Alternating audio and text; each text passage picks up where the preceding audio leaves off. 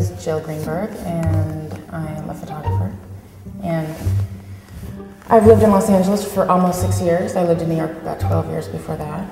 I don't really romanticize, straight photography.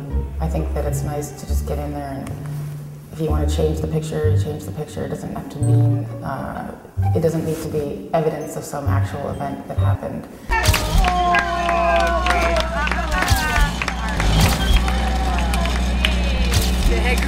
Good boy!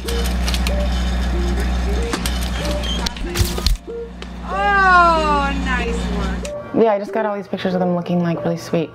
Although this one I put Black Panther eyes in. I like those. Because the bears have such small eyes. I thought it'd be fun to switch their eyes. It's a very silly Photoshop trick, but it looks cool. I paint with, by hand with my style, with the Wacom tablet, and it's really fun. Really enjoy doing it because I've just been drawing, my whole life, so I can't imagine not doing that at all anymore.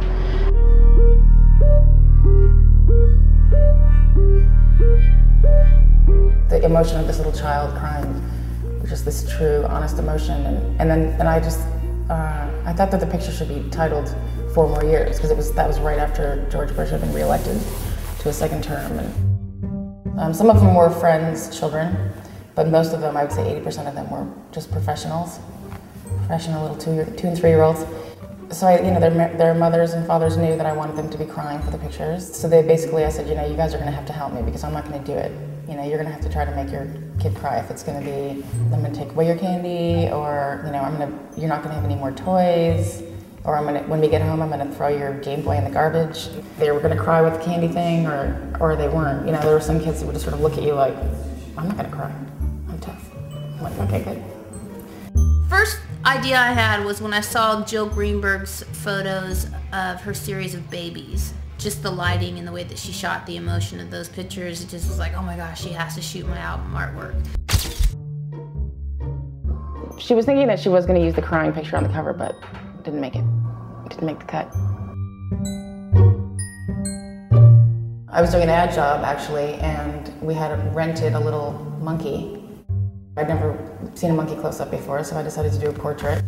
And then I just sort of fell in love with the results. I thought that it looked like, I'd never really seen anything like that before. It seemed like a portrait of a person, but not a person. And that was the shot that I was like, wow, I think I should do monkey portraits. Mala was trained to do that.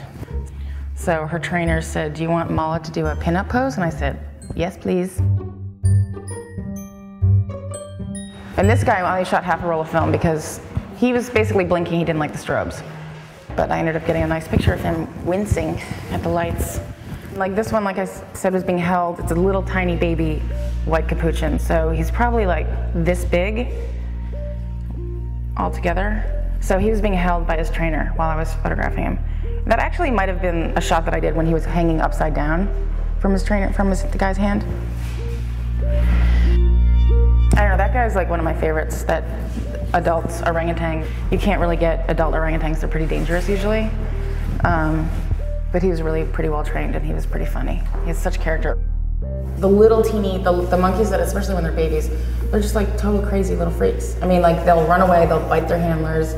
And it's really hard because when you're doing a close-up, using a long lens, a macro lens, and you have to and they're moving really fast and you're just like trying to focus and keep them in it's just really hard. And so it's sort of, kids were slightly easier than a baby monkey, but the kids are hard.